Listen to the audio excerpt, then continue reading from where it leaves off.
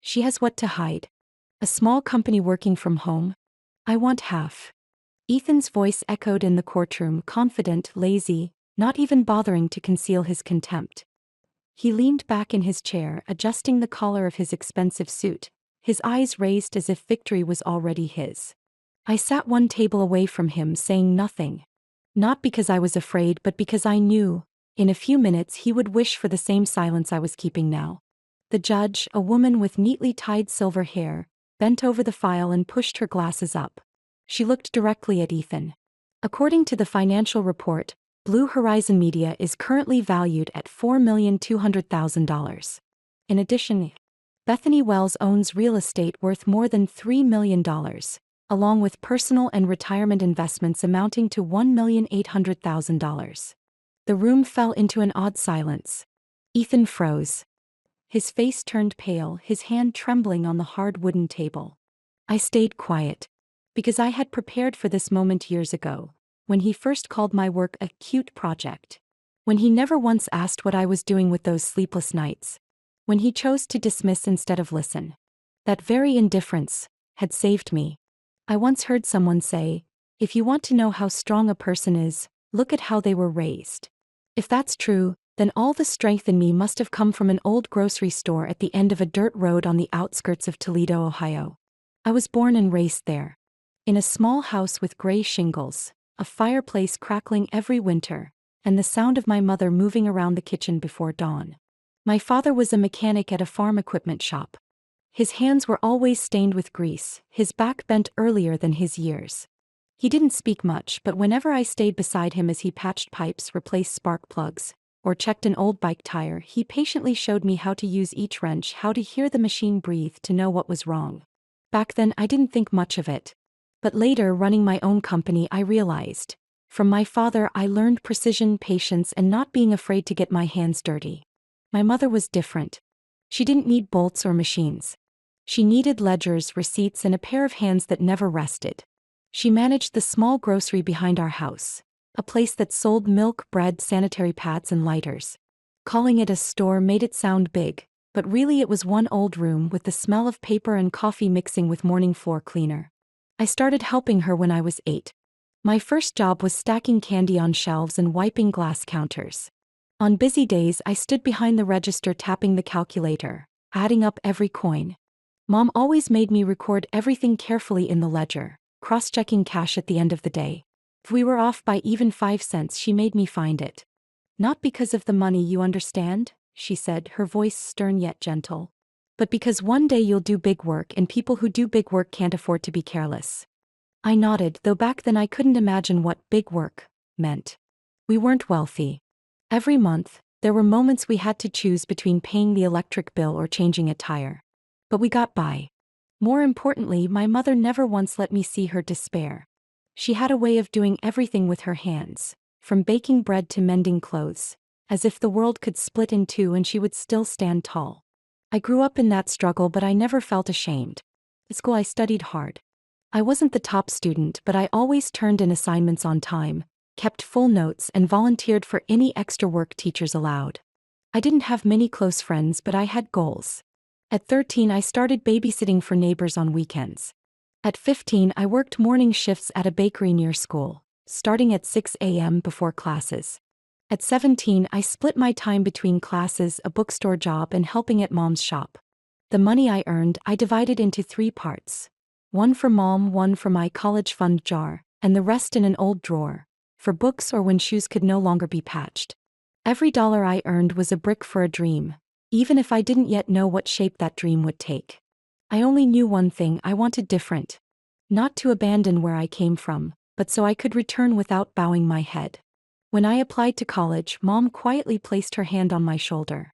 She said, "Never let anyone tell you you're undeserving, because you didn't start with everything." I carried those words all through my life. And in that courtroom this morning, when they read aloud every dollar amount Ethan had never cared to ask about, I thought of her. She never knew about startups, investments, or company valuations. But she knew the most important thing: that some values must be built quietly every day with your own hands, and when needed, they become a foundation unshakable by anyone. I was admitted to the University of Michigan with a partial scholarship, majoring in business. Marketing. The day I got the acceptance letter, I was alone in the backyard, the letter on my lap, the wind flipping the pages so lightly it felt unreal. My mother didn't cry, but when she walked over, her eyes were red. She only said, "Don't forget where you started. But don't let it be the limit of where you can go." I kept that sentence as a silent promise. College years were filled with crammed schedules and almost stubborn determination. Mornings I went to class. Afternoons I worked at the library. Evenings I tutored underclassmen, then studied in my dorm by lamplight, surrounded by the sound of keyboards and sighs from roommates. I had no time for parties, no chance to dress up like other girls. But I had quiet nights at my desk, first paychecks, and brief nods of approval from professors when I delivered polished projects. I graduated on time with honors. And then I left Michigan one early summer day. Chicago welcomed me with the smell of concrete and bitter coffee. The city was stunning in a way that overwhelmed you. Skyscrapers casting shadows on stone sidewalks, sharply dressed people moving as if chased by time. In the loop, I found myself clutching my fabric folder of resumes, heart pounding, unsure whether to walk straight or turn left. Who am I now? I thought. And who will I become? I rented a tiny apartment on the west side. Tiny in every sense. The living room doubled as the bedroom, the kitchen shared a wall with the hallway, and the bathroom had no towel rack. But I had a window facing an old maple tree and a desk wide enough for a computer, a notebook, and a morning cup of coffee. To me, that was enough. My first job was at Mill Carson, a mid-sized ad agency handling campaigns for local brands. I started as a market research assistant. Not glamorous, but a place where I learned to listen to data and turn dry numbers into compelling stories. I remember my first big meeting. At the edge of the table, I stayed unnoticed except for a nod from my direct boss, Rachel. She was a woman in her 40s, calm and sharp, brown hair tied low, her voice deliberate as if weighing each word. After the meeting, I gathered papers ready to leave when Rachel called me back. "Bethany, the chart you gave the team today, the one on seasonal shopping behavior, you analyzed that yourself?" I nodded, my heart racing. "Well done," she said, then smiled lightly. "Next week, try presenting it yourself." Just that simple praise carried me for months. But I didn't only work office hours. Every night, I opened my laptop and worked on what I called my secret child. A small blog analyzing marketing campaigns of major brands. Where they failed, what they did right, and how consumers reacted. At first, no one read it. But I kept writing. Each post felt like a draft for tomorrow. The day I would leave the office to build something of my own. I don't know exactly when the startup idea began. Maybe one rainy night when I read market reports past 2 a.m. and asked myself, who am I doing this for? For quarterly review scores? Or for a company that doesn't know my name?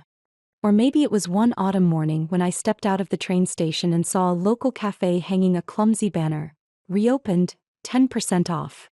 I looked at that sign and thought, who's helping people like them?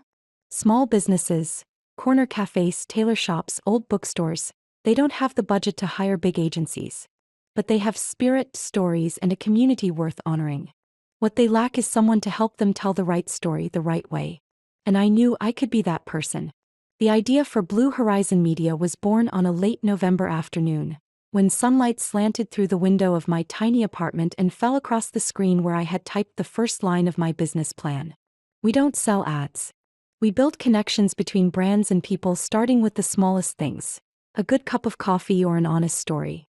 I didn't know how far I would go. But for the first time in my life, I felt I was headed in the right direction. I met Ethan on a March evening, when patches of snow still lingered on Chicago sidewalks, but inside the Drake Hotel everything glowed like spring. That fundraising gala was hosted by a foundation supporting small businesses in the city. The same foundation I had once written analysis pieces about for my blog, and they invited me as a young potential guest. I came alone, wearing a deep blue dress I had altered to fit, hair tied low, makeup enough to feel confident without being showy. I remember stepping into the main hall, crystal lights reflecting on marble floors like fallen drops of sunlight. I felt out of place among the glamorous gowns, the murmuring conversations, the familiar laughter of people who all seemed to already know one another. I was about to grab a glass of water and slip into a quiet corner when he walked up. Tall, broad-shouldered, in a tailored black tuxedo with pale gray eyes like morning fog. "Sorry if I'm intruding," he said, his voice deep, confident. But I can see you're looking for an exit. Need someone to point the way. I laughed, softly but enough to turn and meet his eyes. And you're a professional tour guide at fundraisers? Not exactly. But I'm good at reading maps and people. His name was Ethan Montgomery, strategic director at a financial investment firm based in River North. Born and raised in Connecticut, studied at Dartmouth, then earned his MBA at Wharton. It sounded like he had walked straight out of one of those ideal men lists women's magazines love to publish. But what made me pause wasn't the perfect resume. It was the way he asked what I did, and then truly listened in silence. When I told him about Blue Horizon Media, about my first handful of small clients, about the sleepless nights writing proposals and tracking numbers on Google Analytics, he didn't interrupt. He didn't laugh. He didn't glance at his watch. Instead, he raised his eyebrows, rested his hand on his wine glass, and said, "You're building something real. Companies like mine, we often forget that behind every marketing campaign is a human being. You don't." I looked up at him, unable to hide my surprise. For the first time, someone didn't call my work a cute little startup. We talked the entire evening about growth models, customer data, Midwest consumer habits, and how major brands often ignored the voices of everyday people. I didn't know if it was a carefully rehearsed act or genuine empathy, but that night, I let myself believe I had met someone who understood me. In the days that followed, Ethan reached out first. Morning texts with links to articles about brands I had analyzed. A bouquet of tulips delivered to my office with a note, "Tuesdays need color." He took me to places I had never dared enter. A restaurant on the 70th floor of the Willis Tower, an intimate concert by a renowned jazz musician, closed-door conferences reserved for investors and strategy executives. "You should be in rooms like this," he said when I fumbled with my heavy coat at one seminar. "People with vision like yours, don't let yourself stay on the sidelines." I used to think love was a string of small things, long looks and caring questions. But with Ethan, love came like a wave, fast, strong, and consuming. Only 2 months later, he brought me to meet his family in Connecticut. Their home looked like it had been cut from an interior design magazine. His mother, a former executive. His father, a real estate investor. They shook my hand, polite and cold as the rim of a martini glass. As we left, I whispered, "Do you think they liked me?" Ethan smiled, kissed my forehead. "They've never liked anyone, Bethany. But you don't need them. You have me." He proposed 6 months after we first met at a boutique hotel in New York. On the rooftop, with the city lights glittering below, and a string quartet playing the piece I had once mentioned loving in passing. The ring he held out was a sapphire encircled by diamonds, not ostentatious, but enough to show the giver wasn't ordinary. There I was, lips trembling, tears threatening, as he said, "I've been through so much, but I've never seen anything as clear as us. Let me build this dream with you. For life." I nodded. In that moment, I believed I had won the lottery. My friend said it outright. "You're lucky," Kate, my best friend, commented after seeing the proposal photos. "Smart, beautiful, rich, and into business too? 1 in a million." But my mother was quiet for a long time when I called to tell her. She didn't say, "Congratulations," right away. She simply asked, "Are you sure he knows who you really are?" I didn't have an answer. And now, looking back, I wish I had taken that question more seriously. We married in mid-June on a radiant afternoon in Lake Forest, a suburb north of Chicago. Everything about the wedding looked like it had been lifted from a luxury bridal magazine. White chairs lining an aisle strewn with roses, violins playing as I walked in a simple satin gown that still made my mother cry. Ethan gripped my hand during the vows, eyes locked as if nothing else existed but me. I trusted those eyes. Trusted that the man in front of me would build something lasting and peaceful with me. After the wedding, we moved into a 3-story townhouse in Lincoln Park, a quiet neighborhood with green trees, less than a 10-minute drive from downtown. Most of the money for the house came from Ethan. He didn't say it outright at first. But a few weeks after moving in, during an argument about renovating the kitchen, he looked at me, half smiling, half mocking. "I figure if I put down all that money for this place, I should at least have a say in how the kitchen looks." I said nothing then. But inside, a tiny crack began to form. When I officially established Blue Horizon Media, Ethan seemed excited. He took me out to dinner, raised his glass, and said, "You'll make it." I saw that from the very first day. I still remember the warmth spreading through me at those words. I believed it was support. But weeks later, at a cocktail party hosted by one of his partners, I introduced myself to a woman managing a local brand, saying I had started my own agency. Ethan, standing beside me, immediately cut in. Blue Horizon? Her little side project. She helps cafes write Instagram captions. He chuckled. As if I were a charming accessory in his life, a creative flourish in his rigid financial world. I forced a polite smile. But inside something dimmed. Later at home I asked, "Do you really think my work is just for fun?" Ethan turned down the car radio, glanced at me and replied, "I was joking. Don't take everything so seriously. Everyone knows you're smart. But you also have to be realistic. It's a small agency, not Google." I turned toward the window. I didn't argue. I didn't want to ruin the night. But I started holding back the stories I once wanted to share. Whenever I signed a new client, I called Ethan right away, detailing every step. When the first client wired their deposit, I had danced around the kitchen, pulling him from his laptop to say, "Look, it's not an idea anymore. It's real." He smiled, placed his hand on my shoulder and said, "Good job. But remember, there's still the mortgage, insurance, and my parents' dinner next week." I told myself not to dwell on it. But over time I stopped calling with good news. I started opening champagne alone. Or leaving it in the fridge until it went flat. Our friends, mostly from finance, law, or investment, often hosted house parties. Each time, Ethan liked to retell his life story. From his first year at Dartmouth to his first investment deal at 27. When I joined in, sharing an exciting marketing campaign I had run, he often cut me off. "You know why they picked her, right?" Ethan would turn to everyone, half joking, half serious. "Because Bethany has a knack for storytelling. The strategy part? Luckily, she's got someone at home to help." The whole room burst out laughing. I laughed along. But back in the bedroom after those parties, standing in front of the mirror wiping away smeared mascara, I wondered, why was it that every time I tried to prove myself he chose to put me down, even if just for fun? I thought of my mother, the woman who taught me to count every penny in the grocery store, who told me, "People doing big work can't afford to be careless." And I knew, the hurt was growing quietly inside me. Ethan no longer looked at me the way he did that first night, when I was in the hotel lobby corner, clutching a glass of water, speaking about my dreams. Now, in his eyes, I was the woman lucky enough to marry someone successful, living in the house he paid for, running a little project to stay busy. I still kept everything neat. Still cooked. Still planned vacations. Still smiled perfectly at parties. But inside I began to shrink. And I began to plan something Ethan would never ask about. My first breakthrough came on a September afternoon. A small software company I had been pursuing for months finally signed a contract. It wasn't life-changing money, but enough for me to hire 2 part-time employees and buy a professional printer for my tiny office. I brought the news home, thrilled as if I had crossed the finish line of a long race.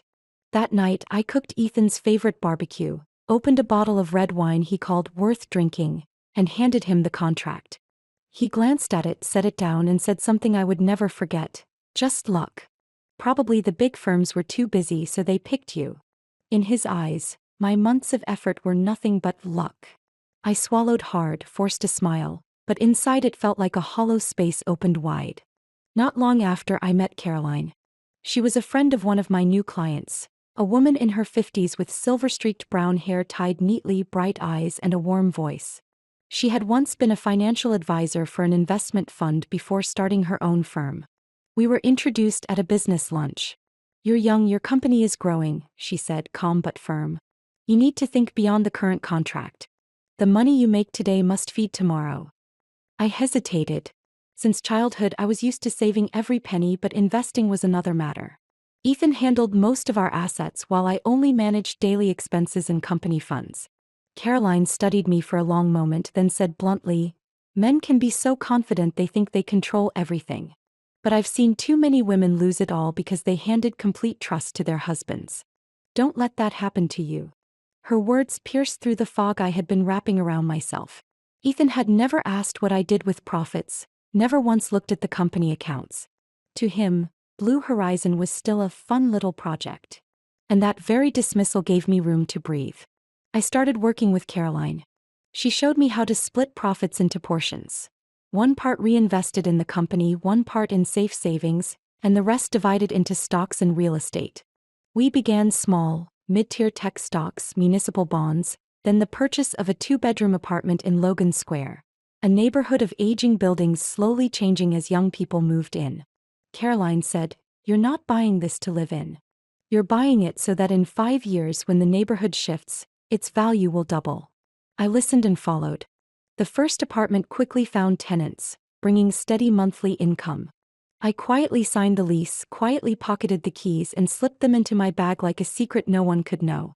From then on, I opened separate accounts. One bank for the company, another for personal investments. All documents, contracts, and receipts were carefully stored in a small safe at the office, a place Ethan had never set foot in because there's nothing worth seeing there. I kept driving the old sedan. I didn't change my wardrobe, didn't wear expensive jewelry. When Ethan asked, I always said, "The company's still getting by. Enough to cover salaries. The rest. I guess we're breaking even." He nodded, satisfied, never pressing further. Maybe because he liked believing he was the sole provider. But inside, I knew. Every contract, every saved dollar was becoming a brick in a house he would never step into. One evening, while Ethan was on a call in the living room, in the kitchen, I worked with my laptop open to spreadsheets. The numbers lined up. Dividends from investments, rental income, and last week's new contract. Altogether, more than I had ever dreamed of. I heard Ethan laughing loudly on the phone, bragging about the house he bought, the car he drove, the job he supported. I closed my laptop, stared into the glass reflection of my own face. And I thought, he never asks. Never asks why I stay up late. Never asks why I meet clients on weekends. Never asks why I always carry a slim folder even on vacations. His silence, his disregard, was my shield. Caroline once asked, "Do you plan to tell your husband about these investments?" I shook my head without hesitation. If he cared, he would have asked long ago. But now, this is mine. She smiled, her eyes half sympathetic, half proud. "Good. Keep it. One day you'll need it." And so, with every new contract, I quietly set aside a portion of profit into my separate accounts. Meanwhile, in a place he didn't know existed, another future was growing. Contract by contract, property by property, stock by stock. A future with no place for him. The changes in Ethan began so small I might have missed them if I hadn't paid attention. First, the watches. He once wore only one old Rolex his father gave him after finishing his MBA. Soon, his dresser turned into a display case. Omega, Patek Philippe, even Audemars Piguet. I asked, half joking, "Planning to open a store?" Ethan smirked, slipping off the latest purchase. "Men need a few pieces to show status. You wouldn't understand." Then came the cars. The silver sedan that once felt luxurious for us was replaced by a sleek black Maserati. Less than a year later, a Porsche joined it. I looked at the maintenance bills left on the table and sighed. He always excused it as image for work, ending with his usual line, "Without me, you wouldn't be living like this." I was used to nodding, smiling, turning away. But inside, the weight grew heavier. Ethan started coming home late. At first a few nights a week, then most nights. Sometimes he blamed client meetings, sometimes private clubs with partners. I asked, "Do you need me to prepare anything? Or should I come with you?" He laughed, pressed a quick kiss to my forehead. "You don't need to worry. These things are boring. Stay home, focus on your little business." The strange perfume appeared one October night. I wrapped my arms around him from behind as I always did when he came home late. But instantly the scent hit me, sweet, heady, unfamiliar. Not Ethan's usual cologne. I let go, pretending nothing. The next morning, gathering his shirts for laundry, I found the scent lingering on a collar. My heart raced, but reason screamed, "Don't jump to conclusions." Maybe it was from a restaurant's air freshener. Maybe from shaking someone's hand. I convinced myself. But deep down, a seed of doubt had taken root. Soon after, more signs appeared. Hotel bills on the credit card statement. Boutique hotels downtown.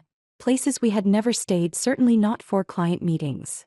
Text messages flashing on his phone while he showered. A name saved with an initial followed by a red heart.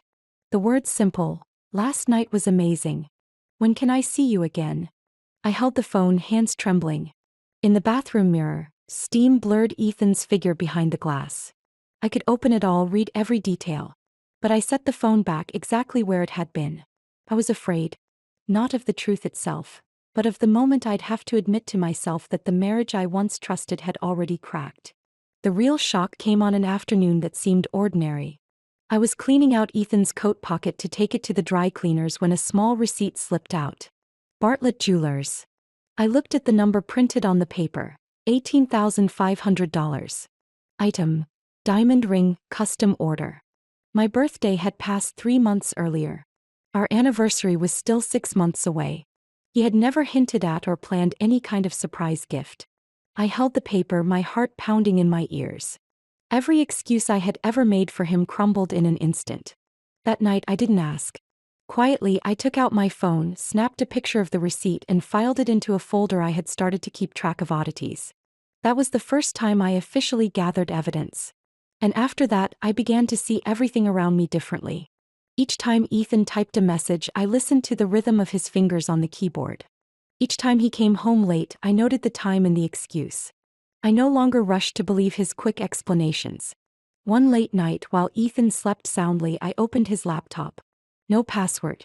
He had never thought I was curious or bold enough to check.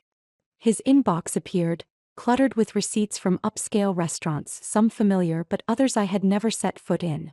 A few hotel booking confirmations, all on the days he claimed to be traveling for work. I bit my lip, steadying my trembling hands. I carefully selected, took screenshots of each, and sent them to a private email account Ethan knew nothing about. When I closed the laptop, I looked over at him, his face calm in sleep, breathing steady.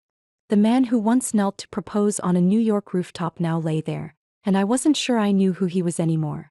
The next morning he woke up, picked up the coffee I had set out, and smiled as if nothing had happened. I have to leave early. Important meeting today. I looked at the new watch gleaming on his wrist, the heavy scent of perfume lingering on his jacket. I nodded, answering softly, "Drive safe."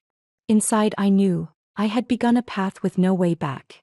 A path where evidence would be my weapon and my silence, the only armor keeping me steady.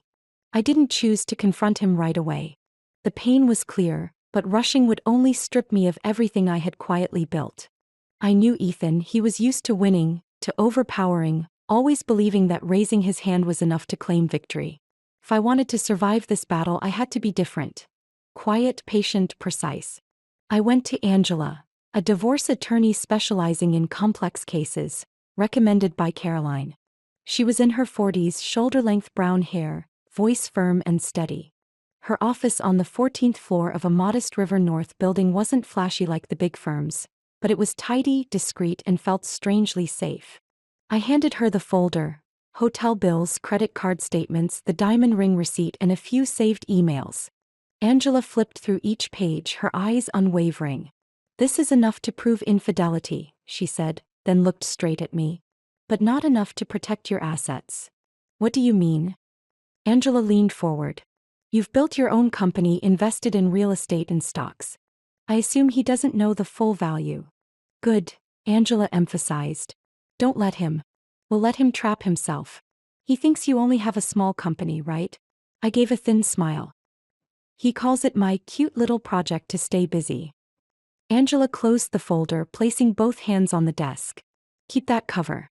Don't change cars, don't shop extravagantly. If you need to move out, rent a modest apartment, keep things simple. The more he believes you're dependent, the more careless he'll get. And in court, we'll let the numbers speak for you." I followed every instruction. When it was time to move out, I didn't rent a luxury downtown apartment, though I could easily afford it. Instead, I chose a one-bedroom in Logan Square, close to the office. Simple furnishings: a second-hand sofa, a small wooden dining table, beige curtains. My old silver sedan remained my daily car. Clothes? I stuck to basics: an old gray coat, worn heels, with only a few neat suits for work.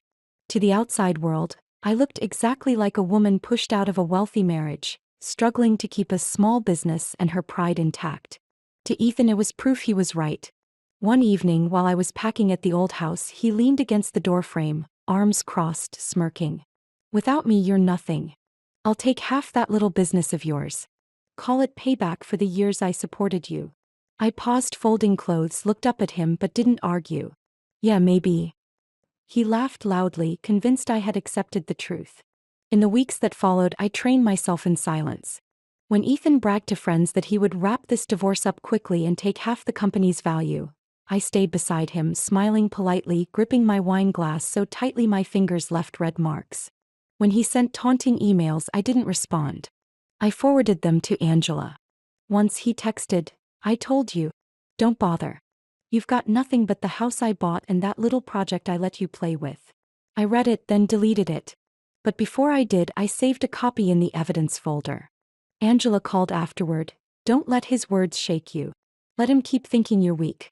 Every word he says now is another blade he's driving into himself." I started living two parallel lives. By day, I was Bethany, the ordinary woman driving an old car, returning to a modest apartment, eating instant noodles when tired. But in the Blue Horizon office, I was someone else.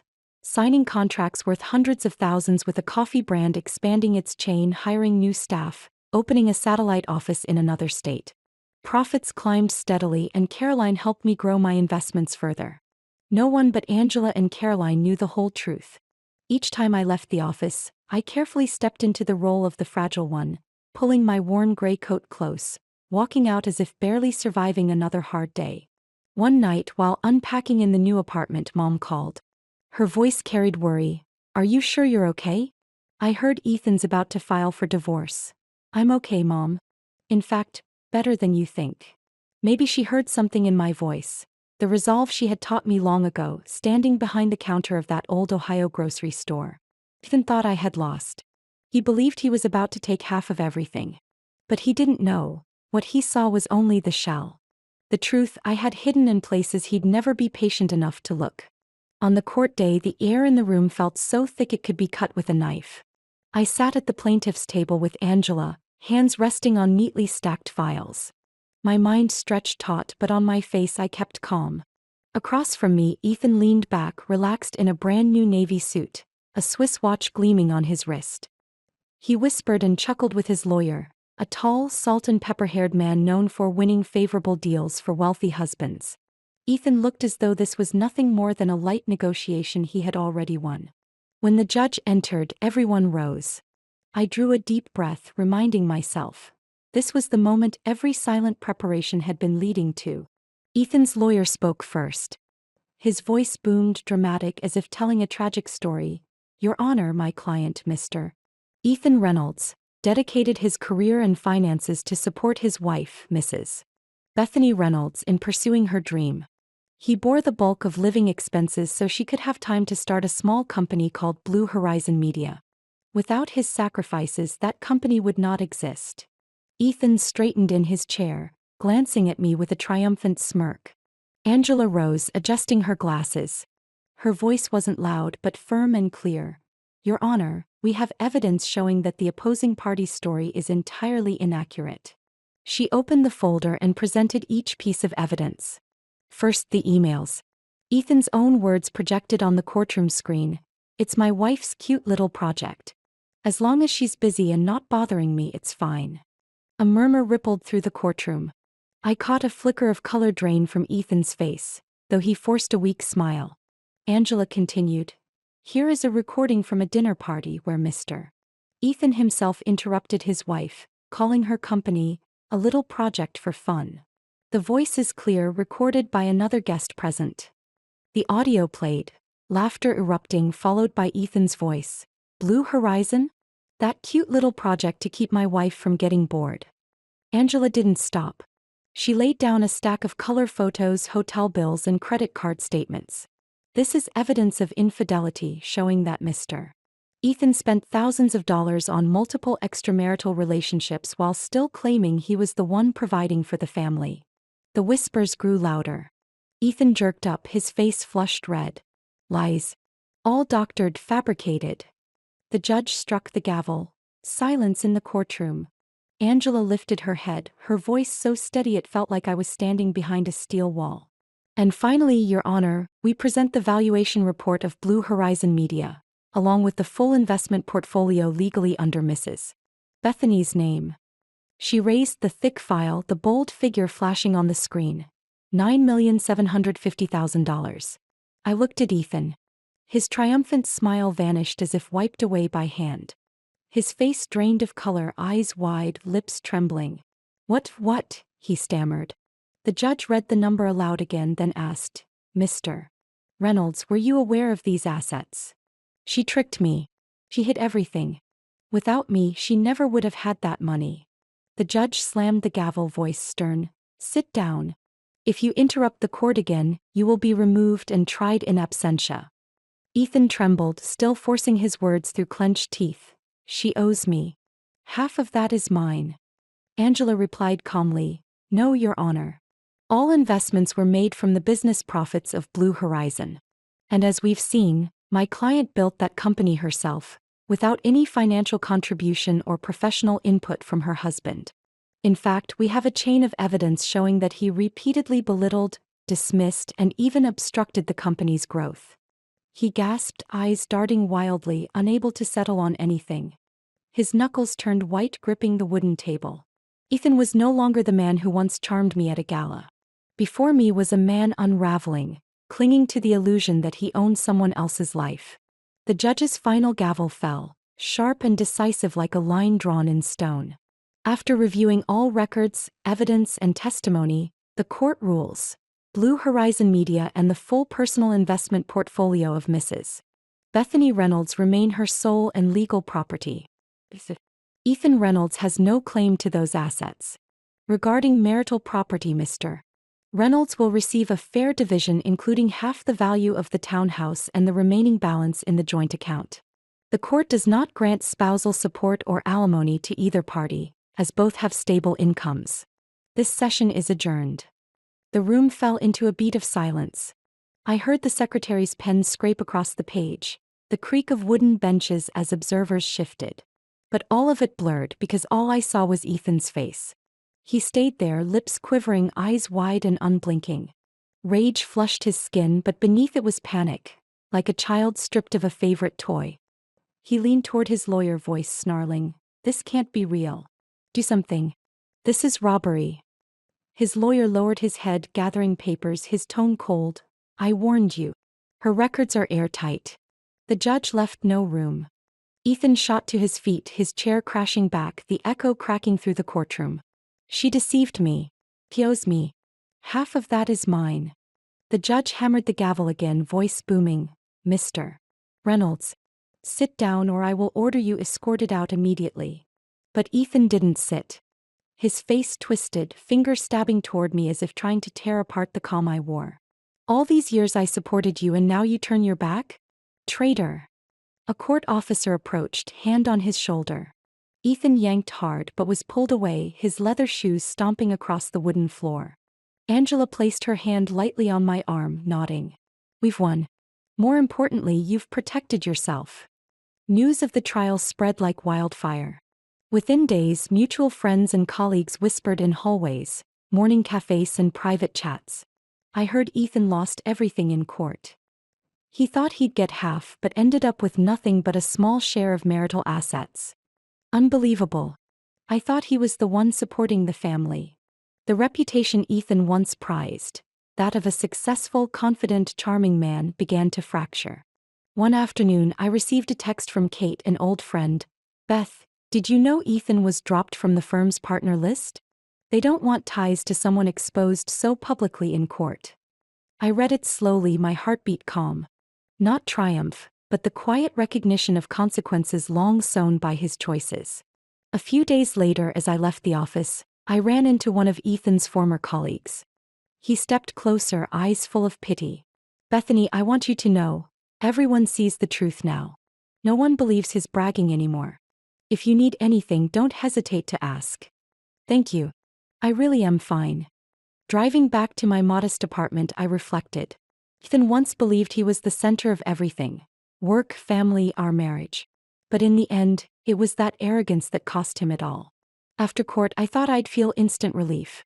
But reality was different. Even with Ethan gone, his shadow lingered. In dreams, in mornings when my heart raced awake.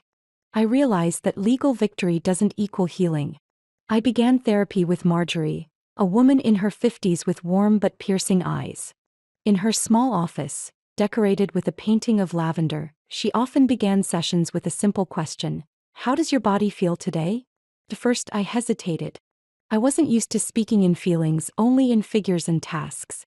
But slowly, I learned to notice small things: tension in my shoulders, worry curling in my stomach, or rare moments when my breath flowed freely without catching. One day I admitted, "I'm afraid Ethan can still pull me back, not by actions but by the voice he used to belittle me. It echoes in my head even though I know he has no power anymore." Marjorie smiled, handing me a handwritten card. "You are not the voice of someone else's past. You are your own story." I kept that card in my wallet, a reminder. While I learned to heal, Blue Horizon Media entered a phase of powerful growth. Major clients sought us out, eager to work with a team both creative and resilient. I hired more staff, opened branches in New York, then Los Angeles. But a void still remained. I didn't want success for myself alone. I wanted the pain to mean something for others. The idea of the Empower Her Fund was born one night as I worked late at the office, gazing at Chicago's skyline. On a blank page I wrote, "Support women leaving toxic relationships. Start businesses. Gain financial freedom." When I shared the plan with Caroline and Angela, silence filled the room before Caroline smiled, placing her hand on the table. "Beth, this is the legacy you're building." The Empower Her Fund launched 6 months later. Its first program focused on teaching financial basics to women leaving divorce or abusive relationships. I led a few sessions myself, sharing lessons from the days I stayed behind my mother's grocery counter. A young woman in her 20s shyly raised her hand. "Bethany, how do I know I'm brave enough to leave when I have nothing?" You don't need everything at once. Just start small. One account of your own. One new skill. One person who believes in you. And if you haven't found anyone yet, let me be that person. Months later, Empower Her became home to countless stories. A middle-aged woman, after 30 years in a controlling marriage, used her startup grant to open a small bakery. On opening day, she hugged me tight, tears wetting my shoulder. "If not for this fund, I'd still think I was too old, too late to start. You showed me it's never too late." Another participant, Emily, spoke at graduation, her voice trembling but strong. "You gave me the courage to leave an abusive marriage. Not with money but with your presence. If you could do it, I can too." The hall fell silent for a moment, then erupted in applause. I listening, feeling something deeper than success. Connection, trust, strength born from pain transformed. Once I returned to Ohio, to the little town where I grew up. My mother, hair now silver, sat in our old grocery store. She looked at me smiling. "My daughter, you're not only building wealth for yourself. You're giving it to those who thought they'd never have a chance." I held her hand as the shop bell chimed, a customer walking in. It reminded me of my beginning. This store, my parents' worn hands, lessons of discipline and saving. Now I carried those lessons not for me but for hundreds of women. One late autumn afternoon in Chicago, leaving a startup seminar, I saw Ethan by chance. Near the train station, he lingered with his hands buried in the pockets of a worn coat, eyes vacant as if searching for something long gone. I barely recognized him. The man once clad in sharp suits and polished watches now looked gaunt, unshaven. The glow of his past was gone, leaving only weariness. He noticed me pausing. His eyes flickered, surprise then confusion. Finally, his voice rasped, "Bethany, I never knew you were this strong." In memory, Ethan was once the man who walked into rooms with a smile that drew admiration. Now he was there, a lost soul. I gave a faint, calm smile, like closing a book already finished. "You never wanted to know." He opened his mouth as if to say more but closed it. He lowered his head, pulled his hands from his pockets and walked slowly toward the station. His figure blended into the crowd until it disappeared. I stood for a moment, the cold wind threading through my hair, then turned toward a different direction. No wound left to reopen. Months later, I was in New York for Blue Horizon Media's new office opening. The glass tower on Madison Avenue became our headquarters. Inside, light filled the space, desks buzzing with energy, laughter echoing in collaborative corners. That evening, after a long day of meetings and introductions, I entered my private office alone. The glass wall opened onto New York's skyline, skyscrapers reflecting the golden sunset like shards of a giant mirror. I stepped closer, resting my hand on the window frame. My reflection merged with the city's lights, my eyes catching the glow, steady, persistent, alive. In that moment, I wasn't thinking of Ethan or the lost years. I thought of the road ahead, the women in power her would reach, the dreams waiting to be revived, and myself, finally free, finally heard. A strange calm spread through me, not pride, but the peace of someone who had survived the storm and still rose tall. The city lights shimmered back, whispering, I had become my own symbol. And this time no one could take it away. Perhaps you, listening now, feel something of your own. Maybe this story is a warning. Maybe you see yourself in years once spent holding together a fragile family. What I've learned is this. True strength isn't about how much money or property we have. It's about facing truth and choosing to rise. Freedom often begins when we no longer need anyone else's approval. And you, what about you? If it were your life, what would you do when the person who once held your hand down the aisle was the one who belittled and betrayed you? Share your thoughts in the comments. Your story might be the hope someone out there is waiting to hear. And if you want to keep walking with me through stories of families, of lives that look ordinary yet carry storms within,